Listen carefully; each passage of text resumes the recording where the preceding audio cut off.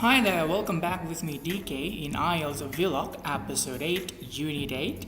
This episode we will start to discuss about reading, and the first unit will talk about finding information in the paragraph.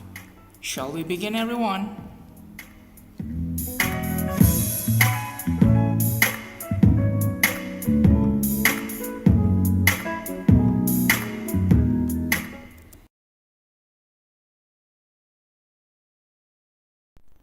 Well, let's start exercise 1, warming up.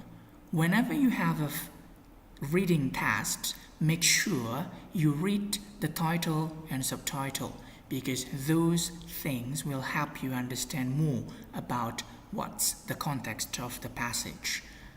Let's see over there. The title of this passage is Pearly Jam, and the subtitle: would women through history have been so keen on the pearls around their neck if they'd known what was inside? Robert Down peels back the layers of this eco-miracle. Let's start reading the first paragraph. Read along with me, please. I will read slowly for you. Let's start. There is a mystery and preciousness that we attach to pearls, yet despite what some people believe, it has nothing to do with a grain of sand. Pearls, which have been long the treasures of the wealthy, are often the products of dead worms, which remain entombed at the center of the jewels, minute, translucent, and ethereal. You've got some difficult words over there. Let's learn together to find the synonym of each difficult word. So, entombed means trapped, and then minute, that's the way you pronounce it, not minute.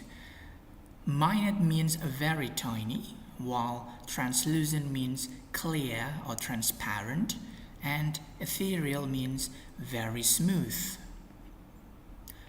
Let's continue the second paragraph. Larva tapeworms drill into the flesh of mussels to use them as intermediate hosts en route to their later hosts, which in most cases are ducks or fish. The mussel's immune system battles the worms by encircling them in layer after layer of nacre, the same calcium-based material found in the mussel shells. The invaders suffocate and then rest for eternity, encased in these tiny chambers. So, you've got one difficult word over there, nacre. Don't worry if you find this Latin word or any other language words that is unknown.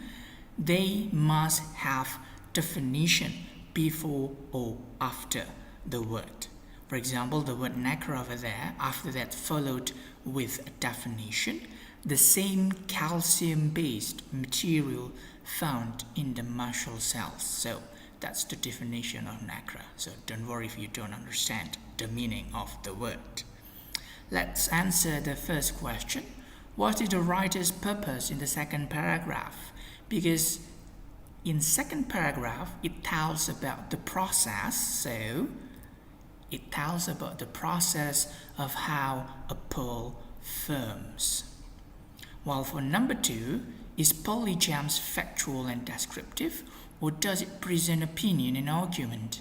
So, of course, it's factual and descriptive because it presents facts over there. Well, let's move to the next exercise then.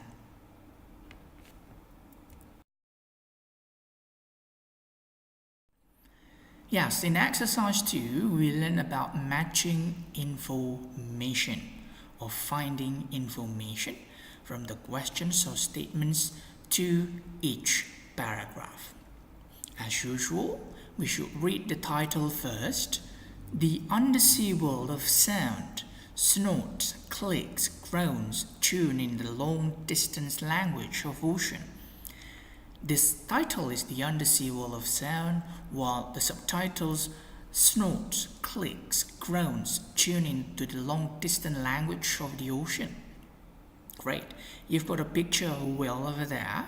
So if we can predict the passage, I think the passage will tell you about how the sea mammals communicate under the sea. Let's read along with me each paragraph. Start from paragraph A. The vast oceans of the world are dark and mysterious places where eyesight counts for little as soon as you venture very far beneath the surface. Paragraph B.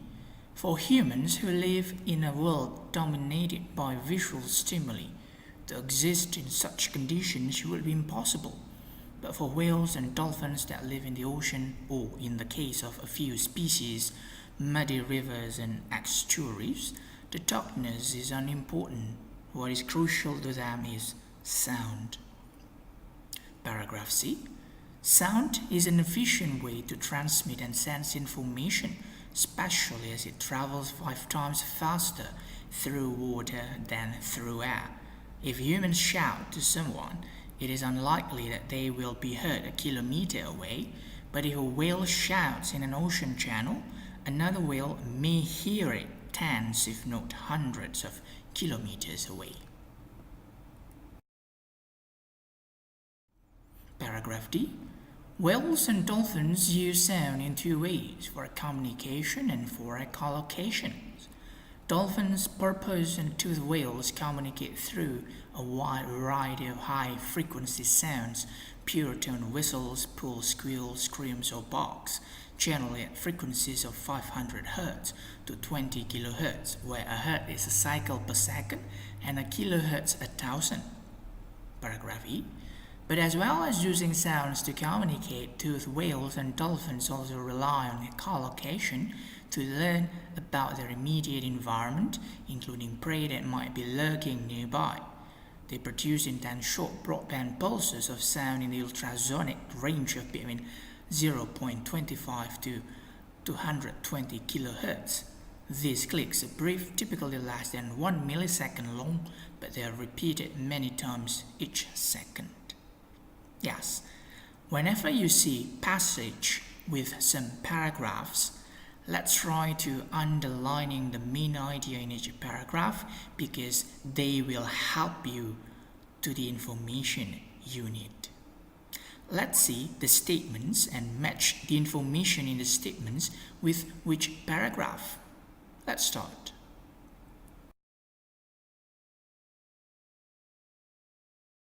Let's start over there. Which paragraph contains the following information? Let's start with paragraph A first. The vast ocean of the world are dark and mysterious places where eyesight counts for little as soon as you venture very far beneath the surface. Let's check. We should find the main idea of this paragraph first, even though it's only one sentence. And the main idea is the vast oceans of the world are dark and mysterious places. So, this information is similar to information number. Description of what is like under the sea, number 3A. So, information number 3 can be found in paragraph A.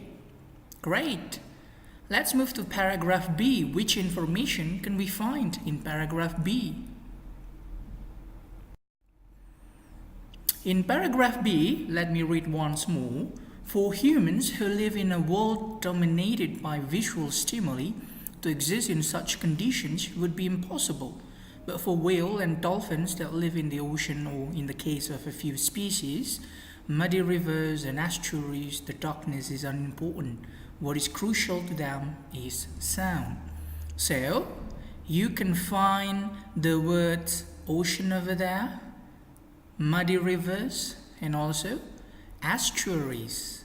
So, from those places, the information match with paragraph B is information number 5. The various places where whales and dolphins can be found.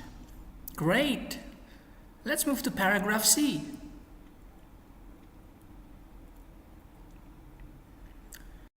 Paragraph C, let me read once more. Sound is an efficient way to transmit and sense information, especially as it travels 5 times faster through water than through air.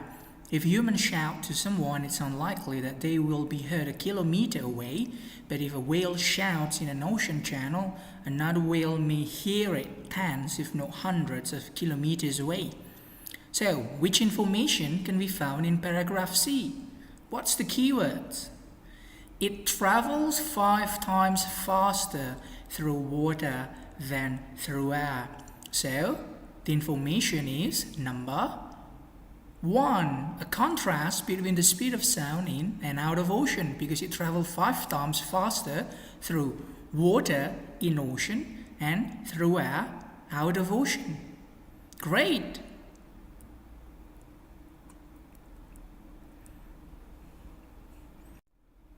So let's move to paragraph D. Let me read once more. Whales and dolphins use sound in 2 ways for communication and echolocation. Dolphins, porpoises, and toothed whales communicate through a wide variety of high-frequency sounds, pure tone whistles, pulse squeals, screams, or barks, generally at frequencies of 500 Hz to 20 kHz, where a Hertz is a cycle per second and a kilohertz 1,000. So, information. You've got the keywords over there, sounds, and then pure tone whistles, pulse, squeals, screams, or barks. So, noises is similar with sound. So, number 4, the names of a range of noises whales and dolphins make underwater. And the last one,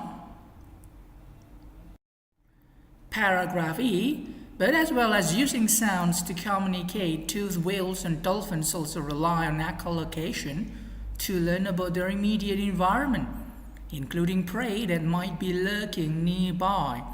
They produce in then short broadband pulses of sound in the ultrasonic range of between 0.25 and 220 kHz.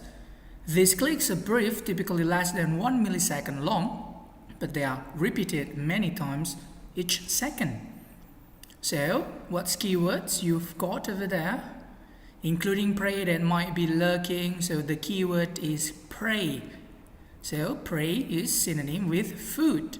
So, of course, number 2, a reference to how whale and dolphin noises can help them find food. Great!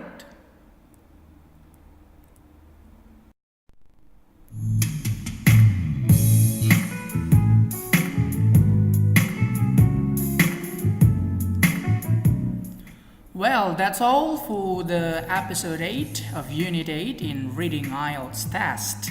We will see you when we see you in the next reading exercise. Goodbye everyone!